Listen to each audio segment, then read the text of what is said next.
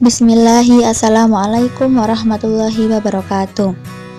Hai teman-teman semua, gimana kabarnya? Semoga sehat selalu dan selalu dalam lindungan Allah Subhanahu wa Ta'ala. Baik, perkenalkan, saya Hasanatul Hayah sebagai moderator yang akan memandu presentasi kali ini.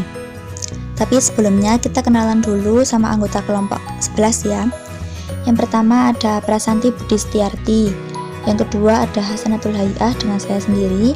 Yang ketiga ada Anissa Nur Azizah. Dan yang keempat ada Nur Komariah.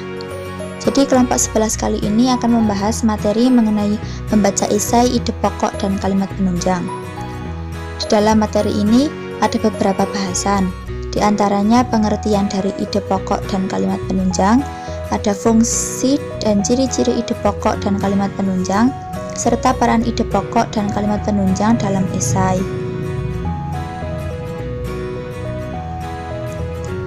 Dalam Kamus Besar Bahasa Indonesia, pengertian esai adalah karangan prosa yang membahas suatu masalah secara sepintas, lalu dari sudut pandang pribadi penulisnya.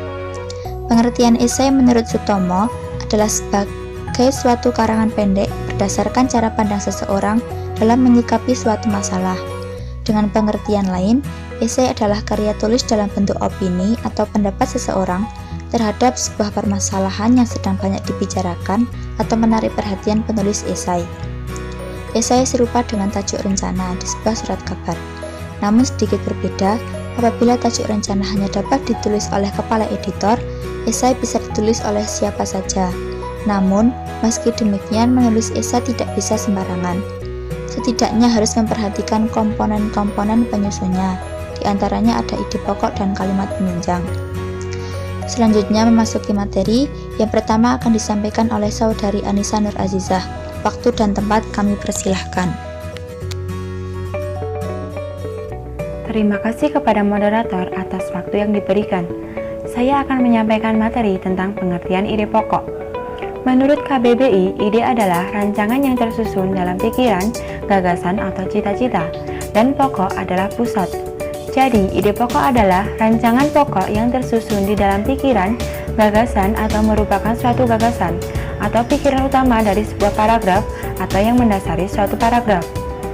Ide pokok menjadi pikiran utama sebuah tulisan yang dibuat seseorang. Ide pokok adalah konsep utama yang ingin disampaikan penulis kepada pembacanya. Selain itu, juga bisa berarti inti atau maksud baik tersurat maupun tersirat dalam kalimat utama. Dalam perkembangannya, ide pokok dikenal juga sebagai gagasan pokok, gagasan utama, atau pikiran utama. Ide ini juga akan berada di dalam kalimat utama dan di dalam sebuah paragraf hanya ada satu gagasan utama atau gagasan pokok saja. Sedangkan yang dimaksud dengan kalimat utama adalah kalimat yang ditempatkan di gagasan pokok tersebut. Kemudian kalimat ini akan diikuti dengan kalimat penjelas. Agar terbentuk suatu paragraf yang utuh yang terdiri dari ide dan gagasan pokok serta kalimat penjelas.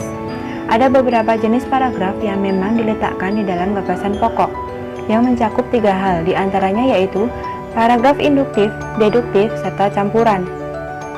Gagasan utama yang berada di awal kalimat merupakan jenis paragraf deduktif, sedangkan gagasan utama yang disimpan di akhir kalimat merupakan jenis paragraf induktif. Dalam sebuah paragraf tentu akan selalu diperlukan ide atau gagasan pokok yang tepat dan harus sesuai dengan isi cerita. Ide utama ini harus dijelaskan di dalam sebuah paragraf agar pembaca memahami inti dari cerita itu sendiri. Dalam setiap paragraf hanya terdiri dari satu ide pokok saja, tetapi sudah mencakup keseluruhan cerita atau inti cerita yang dibantu oleh kalimat penjelas. Kalimat utama sama dengan kalimat pertama, tetapi kalimat pertama ini bisa ditaruh di mana saja, bisa di awal kalimat, akhir kalimat, atau berada di keduanya. Kemudian materi selanjutnya saya akan menyampaikan tentang pengertian kalimat penunjang.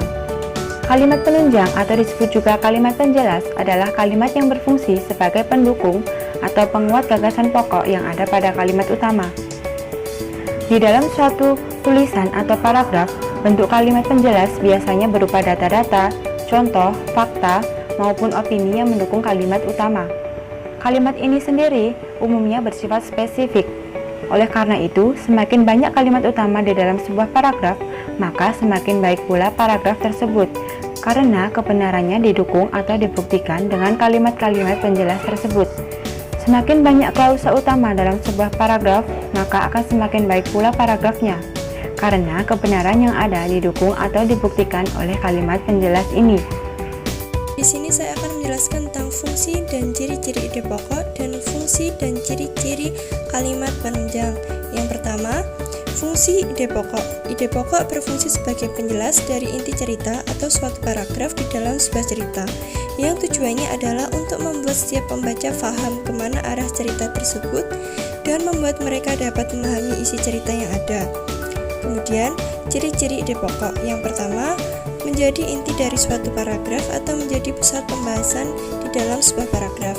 Yang kedua, mempunyai kalimat pengembang atau kalimat yang menjadi pendukung atau penjelasan dari sebuah inti cerita. Yang ketiga, ide utama ini bisa berupa apa saja, berupa alasan yang menguatkan atau bisa juga berupa penjelasan. Yang terakhir, terdapat pada kalimat utama. Kemudian, fungsi dan ciri-ciri kalimat penunjang. Fungsi kalimat penunjang ada 3. Yang pertama, untuk menjelaskan kalimat utama. Yang kedua, memaparkan informasi pendukung. Yang ketiga, agar paragraf lebih padu dan berisi. Kemudian, ada ciri-ciri kalimat penunjang, ada 4. Yang pertama, kalimat penunjang bersifat khusus. Yang kedua, kalimat penunjang ada kaitannya dengan kalimat sebelumnya. Yang ketiga, biasanya memiliki konjungsi atau kata-kata sambung antar kalimat lainnya. Yang terakhir, kalimat penjelas biasanya berupa data, fakta, contoh, opini, dan sebagainya. Yang selanjutnya mengenai peran ide pokok dan kalimat penunjang dalam esai. Seperti yang sudah diketahui bahwa esai merupakan wujud dari argumen yang disertai dengan opini-opini yang dikembangkan dalam bentuk tulisan. Esai merupakan sebuah karangan dari pemikiran. Meskipun demikian, karangan tersebut juga harus runtut dan estetik secara bahasa dan kaidah-kaidah penyusunannya. Seseorang dalam menulis esai harus mengerti beberapa acuan atau yang disebut langkah-langkah dalam menyusunnya. Seperti yang pertama, menentukan tema atau isu yang hendak diangkat. Yang kedua, membuat garis besar ide pokok yang akan dikembangkan di paragraf. Yang ketiga, mengembangkan ide pokok pada paragraf dan juga pendapat penulis terhadapnya. Dari bahan acuan tersebut dapat dilihat bahwa ide pokok dan kalimat penunjang berperan penting dalam penyusunan esai. Ide yang akan disampaikan oleh pengarang menjadi penentu arah pembahasan. Selanjutnya, peran berikutnya diambil oleh kalimat penunjang yang berisi pendapat, fakta maupun opini pengarang sebagai pendukung dan penyempurna ide pokok tersebut. Sehingga esai yang dibuat dari gagasan pengarang dapat hidup dan menjadi bacaan yang logis dan koheren. Mungkin cukup sekian yang dapat kami sampaikan, kurang lebihnya kami mohon maaf. Wabillahi taufiq wal hidayah. Wassalamualaikum warahmatullahi wabarakatuh.